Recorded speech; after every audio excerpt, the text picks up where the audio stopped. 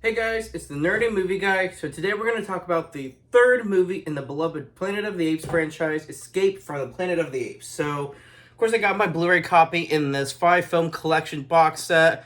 I think I've mentioned it in the previous two videos in this installment, but I'm still going to say it.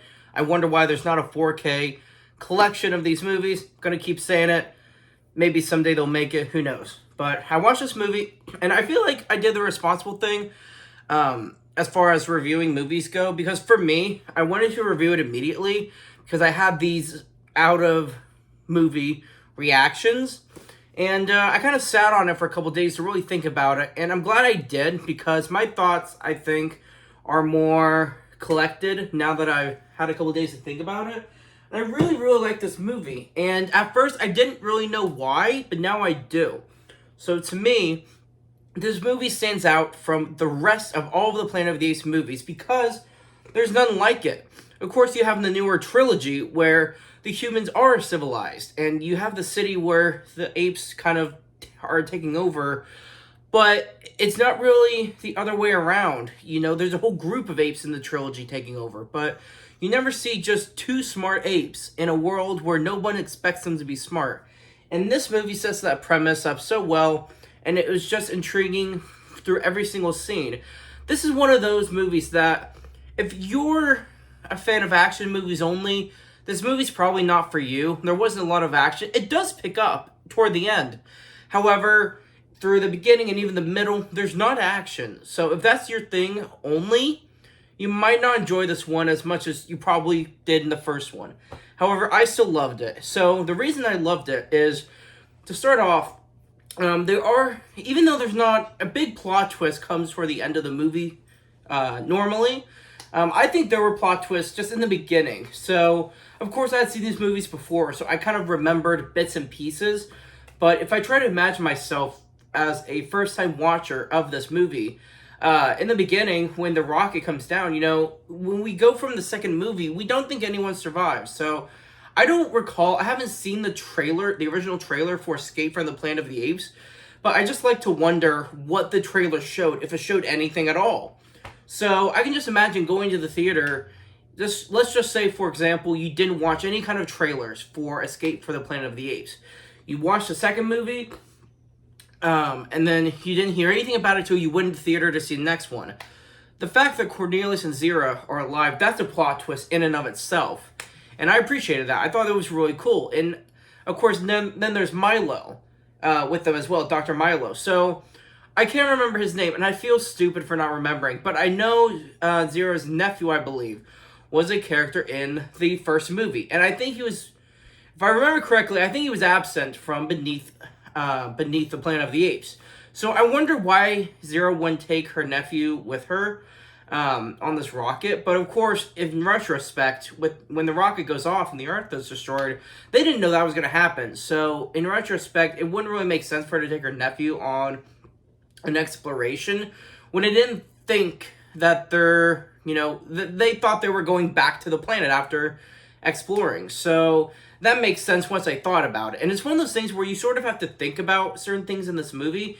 It's not one of those movies that's complicated that force you to think. It's one of those things that if you do think about it, to me, it makes it more interesting. And that's one of the other things I love about this movie.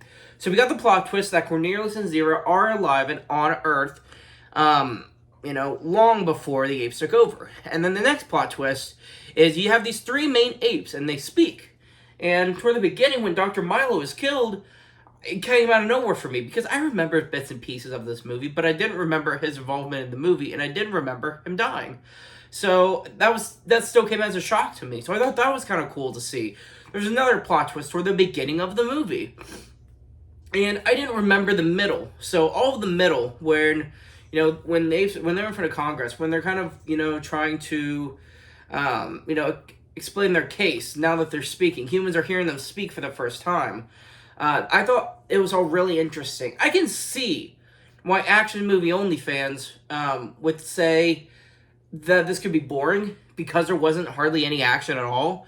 However, there was just something about it that I just found intriguing and interesting. It was the concept that was engaging and held my attention throughout the whole movie. And that it was another thing that I found to be really, really cool. Because not a lot of movies can do that. There are movies that try to have some world building, try to create the lore, and they'll nitpick at the details of how things work and how things would operate in a movie like this, but they do it in a way where it's just boring. This movie did not, so I thought that was pretty neat. And as we go along with this movie, it's just one of those things that you just feel bad for them the whole time, because one, they're learning more about what Zira did, and the humans don't really like her, and you hear some of them speaking, they're saying, well, Cornelius really hasn't done anything wrong. So Cornelius is just being completely screwed over this practically the whole movie. And you feel bad for Zira. Yeah, what she did was inhumane, but that's also just how things were on her world. So, it's one of those things you really have to think about to, when the movie challenges you to choose a side, whether or not to root for Cornelius and Zira or the humans. And it's one of those things that it's not, I don't think the marketing treated it like Captain America Civil War when there was Team Iron Man or Team Captain America or Team Edward or Team Jacob. I don't think there was a Team Apes and Team Humans kind of marketing going on. But I see it compared to that just because I do treat it the same way. I think throughout the movie, my thoughts were being challenged as to whether or not I wanted to root for Cornelius and Zira or the humans. You start to wonder if humans are going to destroy the world later. Let's just say in this movie it did happen and apes were speaking, it was all over the news, but then it comes out they're going to take over.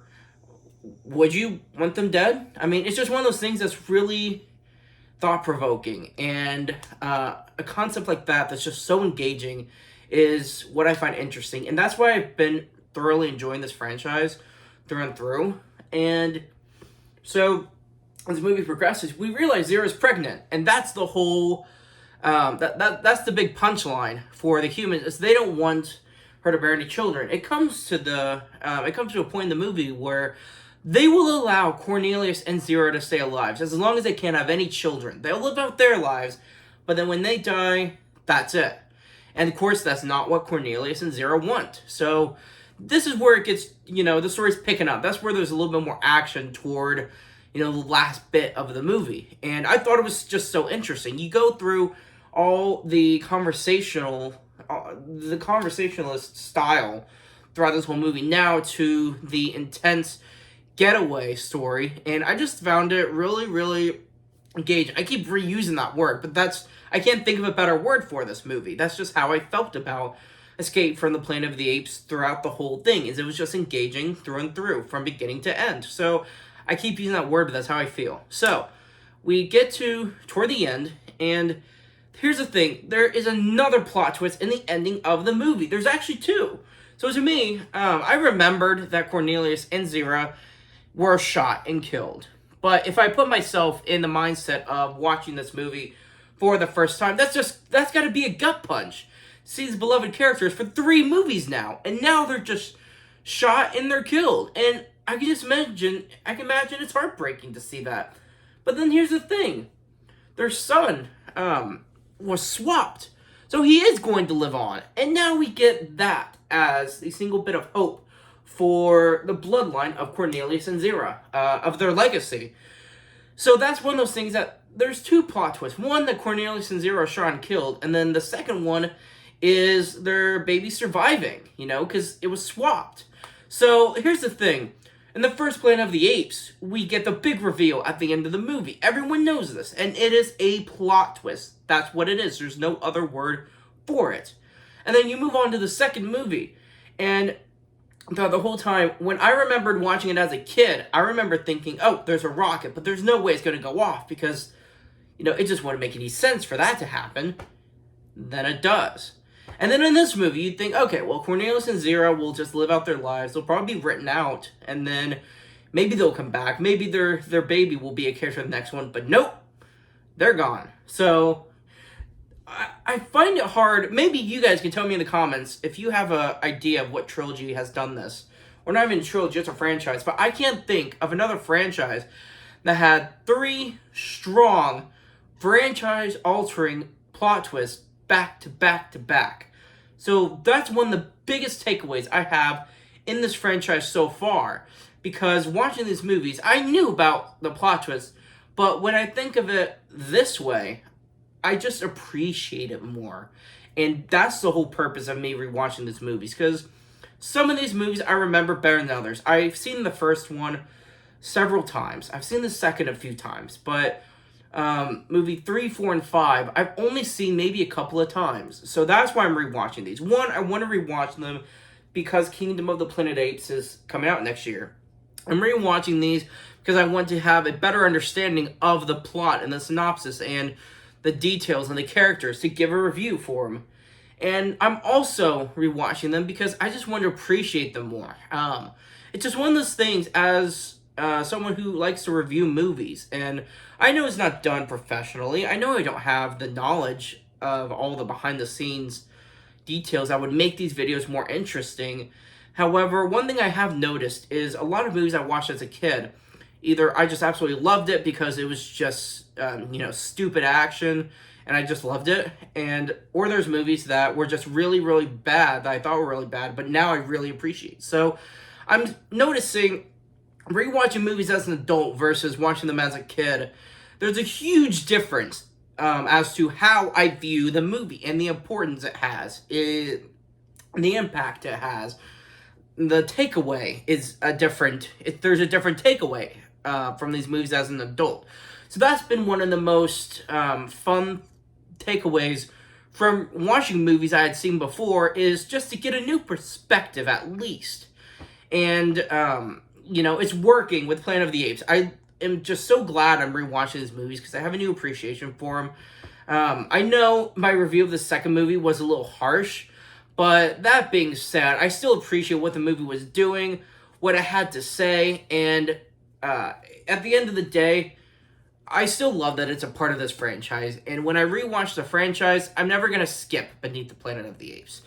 So, with that being said, I absolutely love this franchise. I've been enjoying reviewing them. Like I said, I've only seen Conquest about a couple times, so I can't wait to rewatch that one next.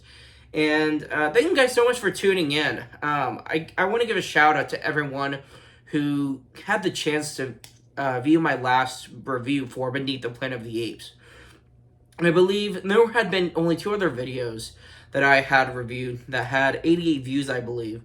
And I was wondering, which review might hit 100 first? Which one, could break that record? Or could I have a video that could break that record? And I just remember waking up one morning and just seeing nearly 300 views for it. Just thank you guys for watching the video. I never expected to get that many views on any of the videos I've done. So I truly am grateful. For those of you who may have seen that video and are watching this one now and are interested in watching the next, I just appreciate you guys tuning in. Like I said, this thing has been a hobby for me. I know there are plenty of things I could do with these videos to make it better. I still don't have the technical know-how of how to insert movie clips. I know if I get into editing, that might make these reviews a lot better. But for now, I just have minimal equipment, and I'm just doing the best I can. And all I can do is just put my passion into it. Like I said, I don't have the technical know-how of a lot of behind-the-scenes details for these movies, but I'm doing the best I can, just being as honest as I can and giving my review. And that's why I reviewed the Beneath the Planet of the Apes so harshly, is I didn't want to have some fake review just to appease everyone. I'm not trying to do that. I'm just trying to give my honest opinion, and you guys don't have to watch, a video of a movie you don't like, or if you start watching a video and you don't agree with me, I don't want you to finish the video. I just want people to get some enjoyment from these videos. I get enjoyment from movies, and if people are interested in watching these videos, they get enjoyment from it, then that's the best takeaway for me, having people watch these videos. So just again, for anyone who's seen this, who watched Beneath the Planet of the Apes review, just thank you guys so much, and I can't wait to review the rest of the Planet of the Apes franchise. When I'm done reviewing this franchise, I know I want to put out a video for Dream Scenario, and there's just so many movies at the theater I want to see. I'm just so behind. I got a backlog of movies I want to see, and I just love doing this. So just again, thank you guys so much. Thanks for tuning in. I'll see you guys next time.